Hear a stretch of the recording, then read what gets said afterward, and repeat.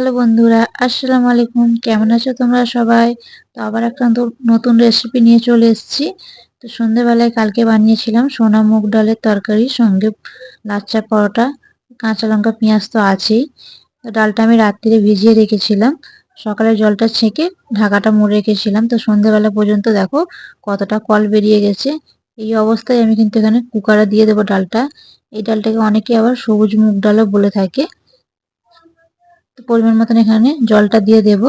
দিয়ে এখানে আমি একটু টমেটো কুচোনো আমি দিয়ে দিচ্ছি, ডালের সঙ্গে দিয়ে দেবো। তো এখানে আমি কাঁচা লঙ্কা, পেঁয়াজ আর আলু নিয়েছি, ওগুলো পরে দেবো। তো এখন টমেটোটা দিয়ে দিচ্ছি। এবার 1 চামচ হলুদ দেবো, 2টো এলাচ দেবো, আর চানা মশলা দেবো 1 চামচ। চানা মশলাটা দিলে গন্ধটা খুব ভালো আসে। তো এবার আমি কুকারে 2টো সিটি মেরে নেব। অপর দিকে কিন্তু আমি কড়া বসিয়ে দিয়েছি, কড়াতে আমি সর্ষে তেল দিয়েছি, 1 চামচ গোটা জিরে দিলাম। এবার আলুটা ভালো করে ভেজে নেব, হলুদ আমি দেবো না এখন, একটু ভালো করে ভেজে তুলে নেব। তো তোমরা বন্ধুরা নতুন নতুন রেসিপি যদি দেখতে চাও, আমার চ্যানেলটা অবশ্যই সাবস্ক্রাইব করে রাখবে। ফেসবুকে যদি তোমরা দেখে থাকো অবশ্যই ফলো দিয়ে রাখবে। তো এবারে পেঁয়াজটা দিয়ে দিচ্ছি একই তেলেতে, পেঁয়াজ আর কাঁচা লঙ্কাটাও আমি একটু ভেজে নেব। কাঁচা লঙ্কাটা আমি কিন্তু কুচি করে দিয়েছি, তোমরা চাইলে গোটাও দিতে পারো বা কাঁচা লঙ্কার পরিবর্তনে শুকনো লঙ্কাও। এবার এখানে আমি গুঁড়ো মশলাগুলো দিয়ে দেবো, যেমন লঙ্কার গুঁড়ো দিয়েছি, জিরে গুঁড়ো, ধনে গুঁড়ো দেবো, আদা রসুনের পেস্ট দিয়েছি 1 চামচের মতন। তোমরা আদা রসুনের পেস্টের জায়গায় কিন্তু আদা রসুনের কুচি করেও দিতে পারো। তো একটু কষিয়ে নেওয়ার পর আমি এখানে ফের হলুদটা দিয়ে দিলাম, ফের একটু কষিয়ে নেব। হলুদটা প্রথমে দিতে ভুলে গিয়েছিলাম। এবার এখানে ডালটা সেদ্ধ হয়ে গেছে দেখো।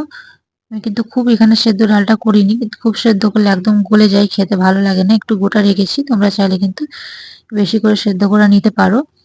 তো রান্না করতে করতে ফের অর্ধেকটা সেদ্ধ ভালোভাবে হয়ে যাবে। এবার 1 চামচ চিনি আর ধনে পাতা দিয়ে গ্যাসের ফ্লেমটা লোতে রেখে আমি আরো 5 মিনিট রান্না করে নেব। তারপরে গ্যাসের ফ্লেমটা আমি বন্ধ করে দেবো। তো এদিকে পরোটাগুলো লাল লাল করে একদম সেঁকে নিয়েছি, একদম মশে মশে ভাবে। তো পরোটার রেসিপিটা তোমরা যদি ফুল দেখতে চাও তাহলে কমেন্টে অবশ্যই জানিও, আমি পুরো ফুল ভিডিও নিয়ে আসবো। তো এই ডালের রেসিপিটা কিন্তু তোমরা ডিম দিয়েও খেতে পারো, ডিম দিলে বাটার দেবে, রিফাইন তেলের জায়গায় কিন্তু বাটার দিয়ে রান্নাটা করবে। ডিম দিলে তরকার মতন খেতে লাগবে। তো আমি একটু অন্যরকম ভাবে তরকারি করেছি, তরকারি করিনি সেই জন্য আলু ব্যবহার করেছি। একটু অন্যরকম ভাবে ইউনিক ভাবে বানিয়েছি, খেতে খুব ভালো হয়েছিল। তো অবশ্যই বাড়িতে ট্রাই করো। আর পুরো ভিডিও যদি পরোটা দেখতে চাও কমেন্টে জানিও। সঙ্গে কাঁচা লঙ্কা টমেটোর সাথে তো একদম জমিয়ে গিয়েছিল ডালের রেসিপিটা।